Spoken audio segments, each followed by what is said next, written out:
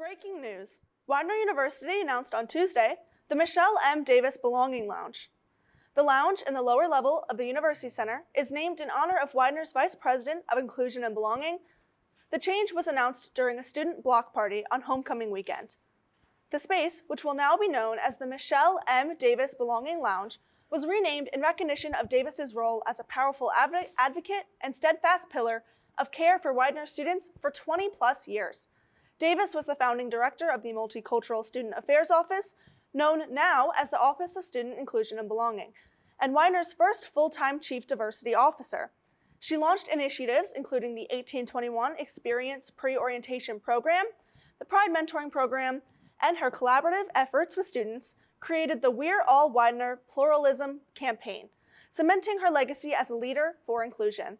President Stacey Robertson stated, "There are literally thousands and thousands of faculty, staff, and most importantly, students who have had their lives transformed because of Mickey's love, her faith, her wisdom, and her grace. We are all so grateful to her. This dedication is the least we can do." Welcome to Woo TV. I'm Alexis Hilton, and this is Allison Padula.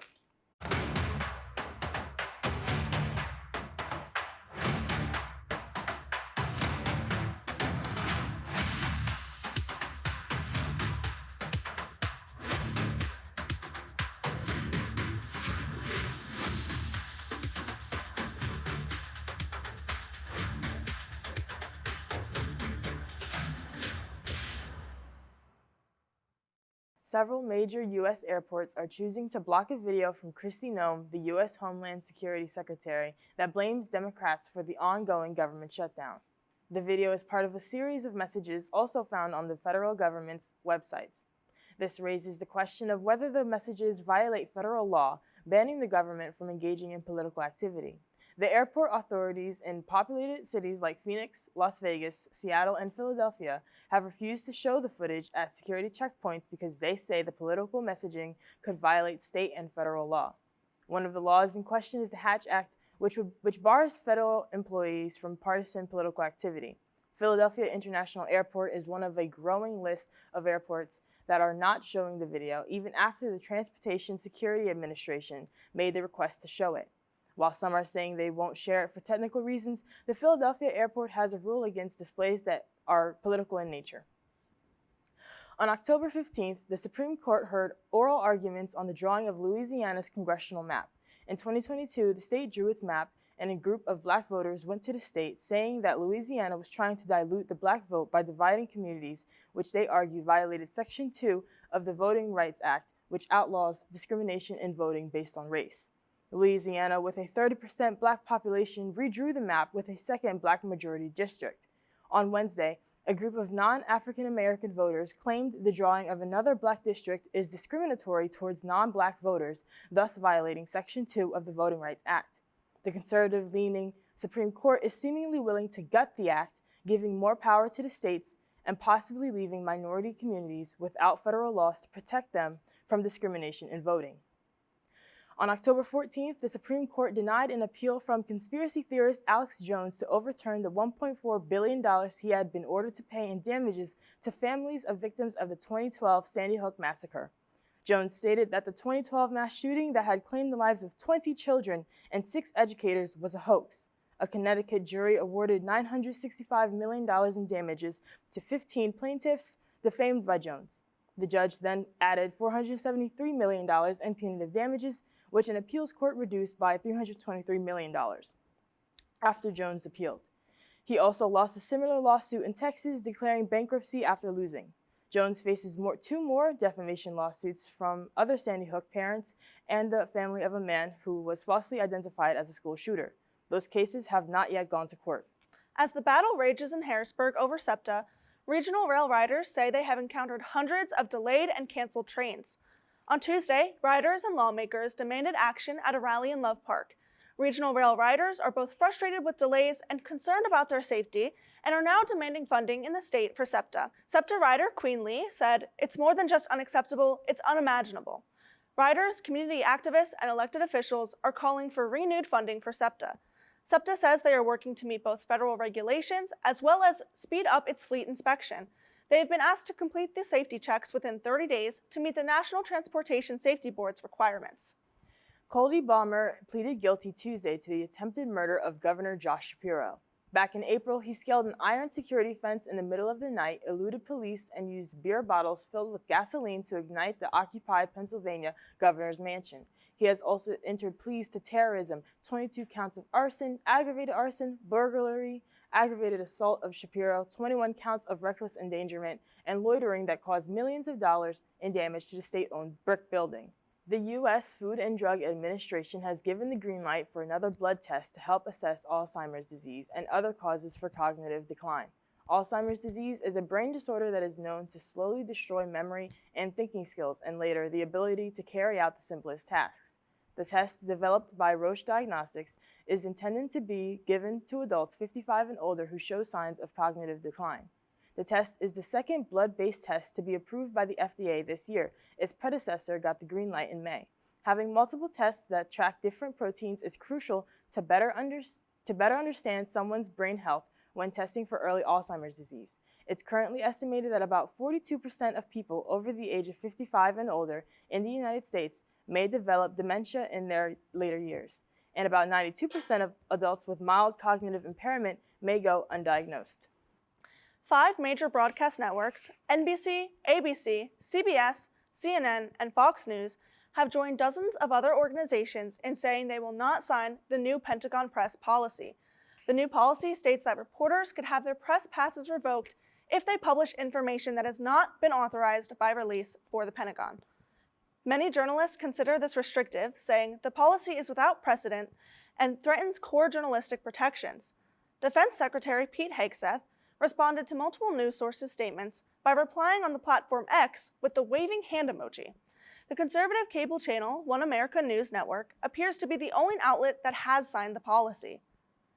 Catholic bishops and President Donald Trump have filed lawsuits seeking to overturn a Washington bill that requires religious leaders of all denominations to report any allegations of child abuse received in private religious settings, including confessions. Most states have so-called clergy penitent privilege laws that shield religious leaders from reporting child abuse admitted during confessionals. Catholic leaders have argued that being forced to report admissions from confessions is religious discrimination. After a court temporarily blocked the bill in July, the Attorney General stated that the law will be changed, saying, "The state and county prosecutors have agreed not to enforce reporting requirements for information that the clergy learn solely through confession or its equivalent in other faiths." At least 3 deaths have been reported over the last several days as rain and wind impact the Northeast. More than a dozen river gauge locations along the East Coast reached moderate flood stage during Monday afternoon's high tide. A majority of these measurements were along the New Jersey coast, where a state of emergency was put into effect. Barnegat Bay along the Jersey Shore surged into moderate flood stage and hit a level it hasn't reached in more than a decade. A voluntary evacuation was in effect in Bowers Beach, Delaware, and the National Guard has been activated to help with any storm-related issues in the state. It might be sunny, but that sure doesn't mean it's warm. Let's check in with our weather anchor, Jaden Crutchfield, live outside Old Main for more updates. Thank you, Allison. I'm currently outside of Old Main where it is a windy 60 degrees. If you're planning on going outside, please be sure to wear a long sleeve shirt or a jacket. We'll learn more about this in the Weather Center, but first, let's go to Anthony with sports. Next, at the sports desk, Eagles look to bounce back from a loss. Widener football ends in a thriller. All that and more after this. Stay tuned. Wherever you go at Widener, you've always got your pride. Everywhere you go, and behind everything you do. And before you know it, you are working in your field, realizing your life's ambitions before you even leave Widener. If you have a dream, come join us. Widener University. Many roars, one pride. Welcome back to the sports desk. I'm Anthony Fedeli. The Philadelphia Eagles are now down to 4-2 after a heartbreaking loss to the New York Giants 34-17. With concerns in production and play calling, the Eagles will play against a familiar face, Carson Wentz. Wentz is now the starting quarterback for the Minnesota Vikings after second-year quarterback J.J. McCarthy was injured a couple weeks back. The Birds look to make a statement this Sunday as they head to U.S. Bank Stadium in Minneapolis, Minnesota. Kickoff is set for 1 p.m. The Flyers snapped a 2-game losing streak by handing out the 2-time defending champions Florida Panthers their first loss of the season with a 5-2 victory in Philadelphia. The Flyers looking to keep things rolling this week as they take on the Winnipeg Jets on Thursday and the Minnesota Wild on Saturday. Widener football did not disappoint this past Saturday as they took on FDU Florham on homecoming weekend. Despite the rain conditions, Widener grinded out a 20-17 win in overtime, with kicker Fred Adler nailing the game-winning field goal. Widener looks to keep momentum going as they host Lebanon Valley on Saturday. Kickoff is set for 1 p.m. Congratulations to Widener's women's volleyball Elizabeth Barnes being named MAC Player of the Week for the second straight week. Another huge shout out to Widener women's soccer team. This past Saturday, they defeated Hood College with a score of 1-0. That's all for the Sports Desk. After this commercial, we'll be checking in with our World News reporter, Lola Geyer. Stay tuned.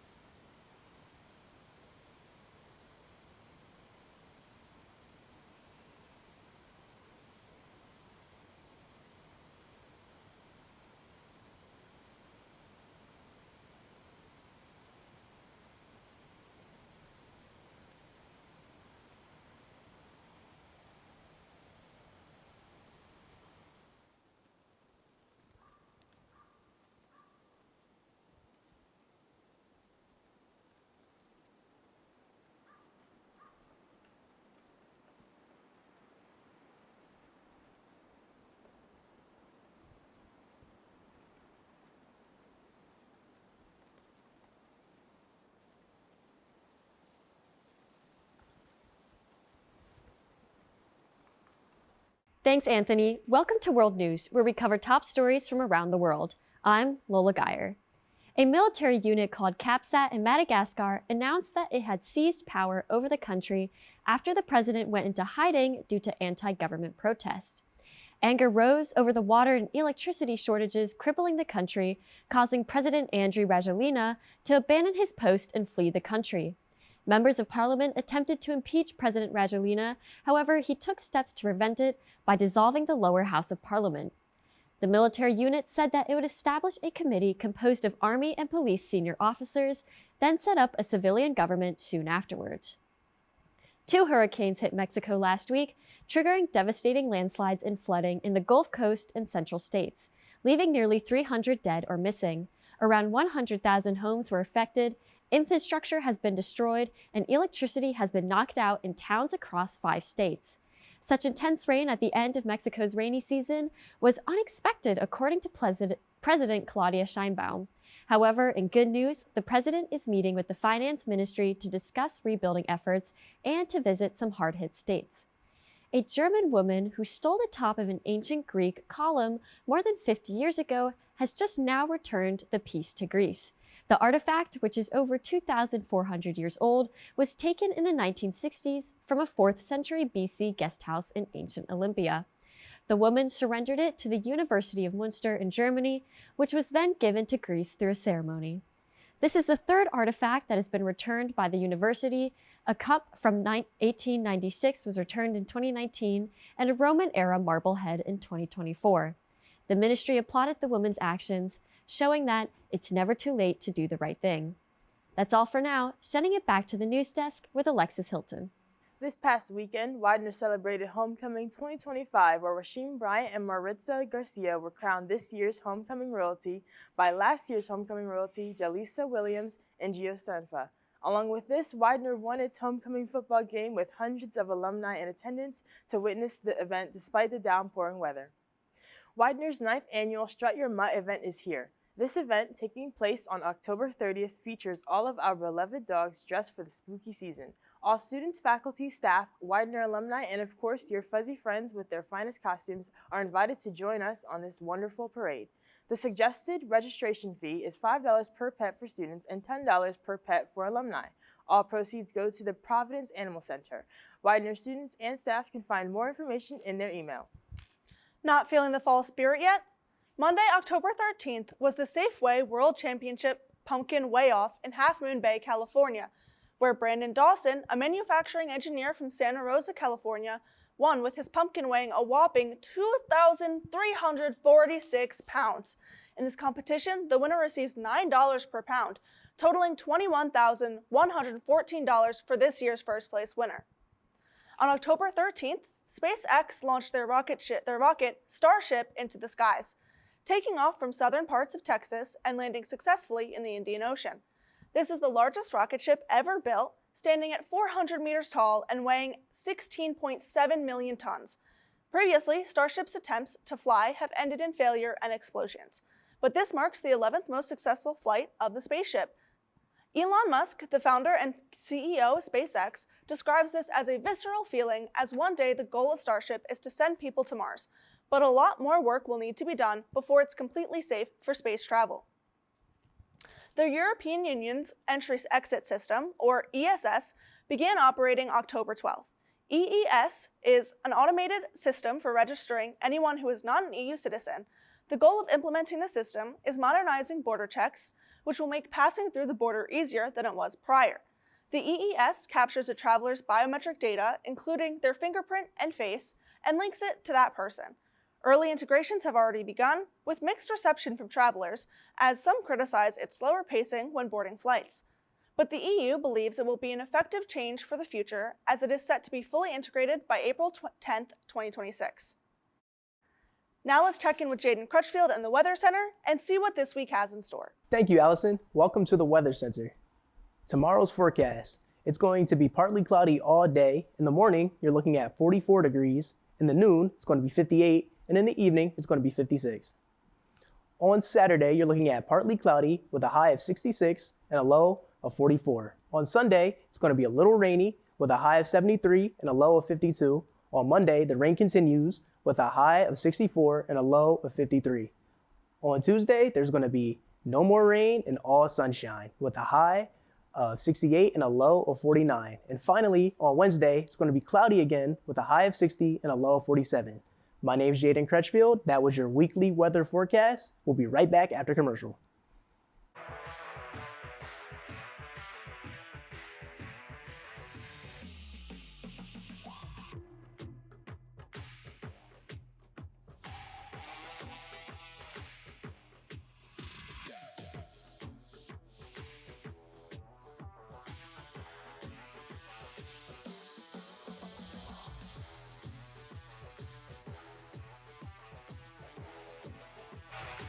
On October 1st, Widener University and the School of Nursing celebrated a record-breaking $10 million donation.